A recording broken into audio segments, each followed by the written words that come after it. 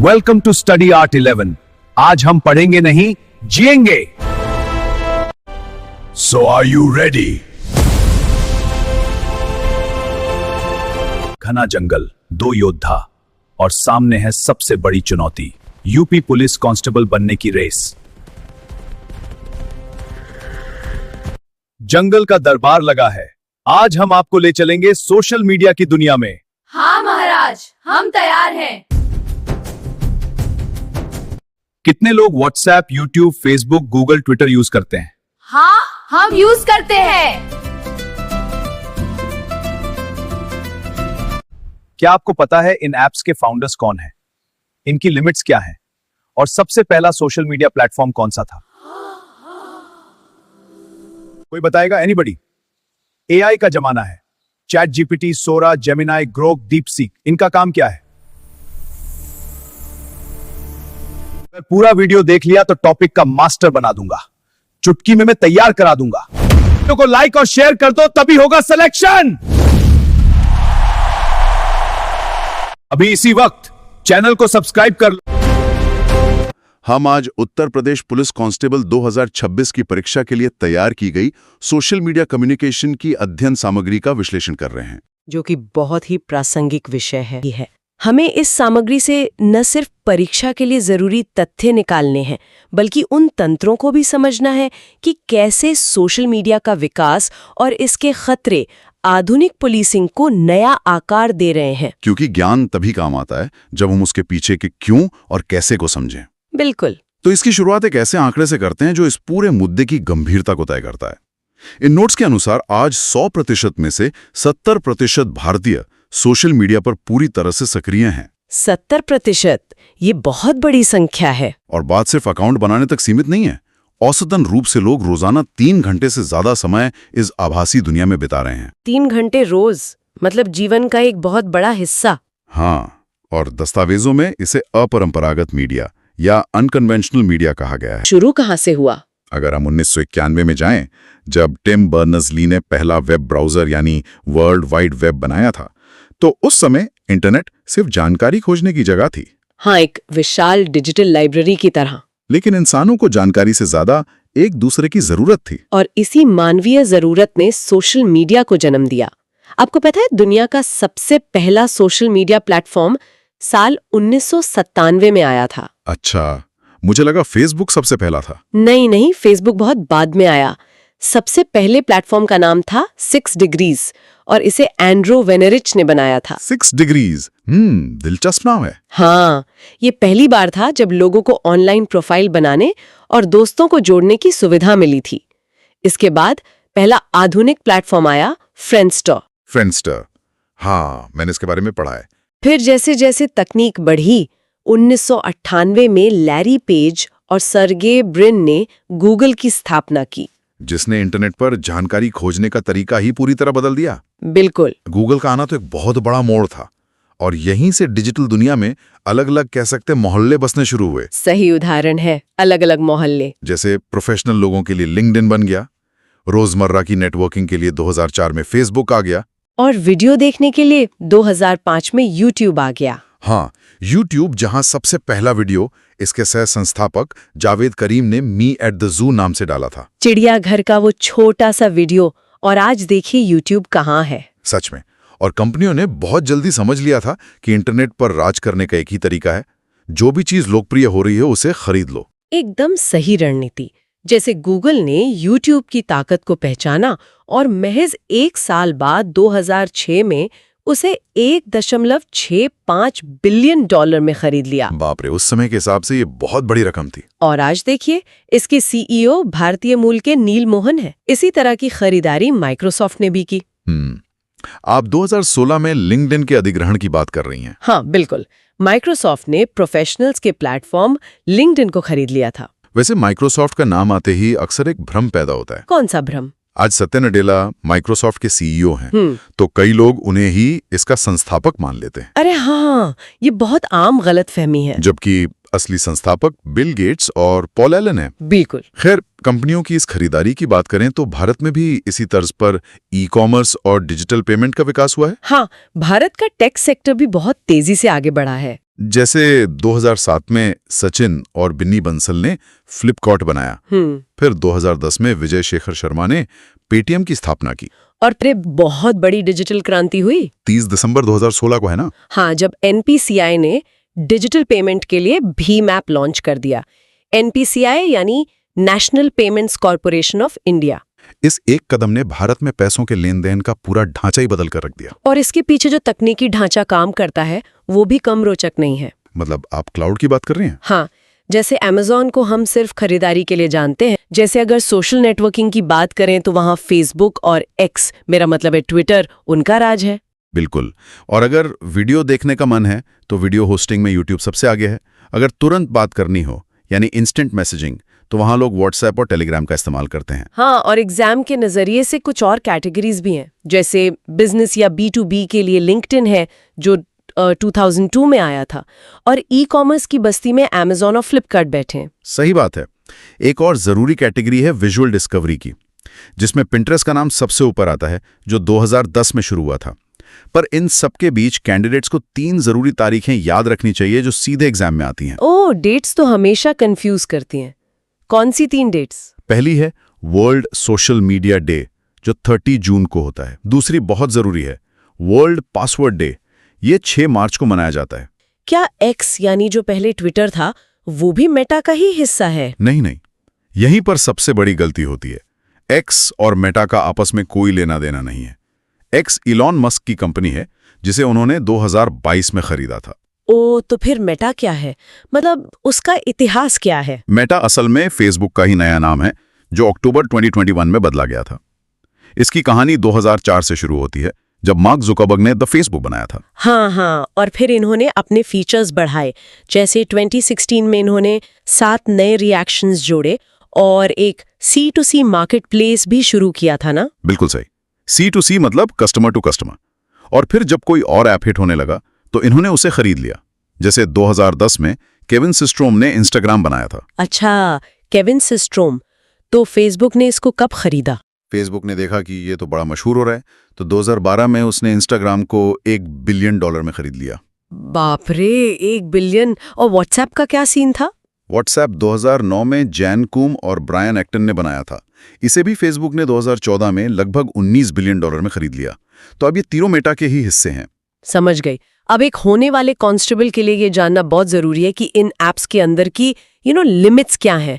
Exam के लिए ये एक चीट शीट जैसा है। जैसे व्हाट्सएप पर एक ब्रॉडकास्ट चैनल या ग्रुप में कितने लोग आ सकते हैं? व्हाट्सएप ग्रुप में मैक्सिमम 257 मेंबर्स ही जुड़ सकते हैं। और अगर आपसे कोई मैसेज भेजते वक्त गलती हो जाए तो उसे एडिट करने की लिमिट सिर्फ 15 मिनट होती है। हाँ, और व्हाट्सएप में जो चैनल्स होते हैं वो 1 वे ब्रॉडकास्ट होते हैं, राइट? लेकिन सबसे बड़ी चीज जो उन्होंने 2016 में शुरू की थी वो थी एंड टू एंड एन्क्रिप्शन। सही पकड़ा आपने। एंड टू एंड एन्क्रिप्शन का सीधा मतलब है कि चैट को भेजने वाला और पढ़ने वाला, बस यही 2 लोग उसे देख सकते हैं। यहां तक कि पुलिस या खुद व्हाट्सएप भी उसे पढ़ नहीं सकता। तो इससे तो इन्वेस्टिगेशन में बहुत दिक्कत आती होगी। और टेलीग्राम में तो लिमिट और भी ज्यादा है ना? बहुत ज्यादा। टेलीग्राम के एक ग्रुप में 2 लाख तक मेंबर्स हो सकते हैं और उसमें एक सीक्रेट चैट का फीचर होता है जिसमें मैसेजेस खुद ही डिलीट हो जाते हैं। सेल्फ डिस्ट्रक्शन मोड कहते हैं उसे। बाप रे। और ट्विटर, मेरा मतलब है एक्स पर तो मैसेज छोटे ही होते हैं। हाँ, एक्स पर सिर्फ 280 कैरेक्टर्स की लिमिट होती है, इसीलिए इसको माइक्रो ब्लॉगिंग कहा जाता है। और एक ऐप है जो युवाओं में बहुत पॉपुलर है, स्नैपचैट। ओ हाँ, जिसका वो भूत वाला लोगो है, गोस्ट लोगो। बिल्कुल। उसकी सबसे बड़ी खासियत है डिसअपियरिंग मैसेजेस और AR लेंस, जो आपका चेहरा बदल देते हैं। बेट, मुझे यहाँ एक बड़ा आहा मोमेंट आया था जब मैं स्लाइड्स पढ़ रही थी। मुझे लगता था कि ये जो स्टोरी फीचर है जो 24 आवर्स में गायब हो जाती है, ये इंस्टाग्राम लाया था। लेकिन असल में ये स्नैपचैट लाया था ना? बिल्कुल। स्नैपचैट ने ही स्टोरी फीचर सबसे पहले बनाया था। इंस्टाग्राम ने तो 2016 में इसे कॉपी कर लिया था और बाद में व्हाट्सएप ने भी। ये तो सच में हैरान करने वाली बात है। पर यहाँ पर चीजें सच में बहुत दिलचस्प हो जाती हैं, क्योंकि अब सोशल मीडिया बस फीचर कॉपी नहीं कर रहा, अब हम AI क्रांति के बीच में है। सही बात है। अब क्राइम सिर्फ इंसान नहीं कर रहे, AI के जरिए भी हो रहा है।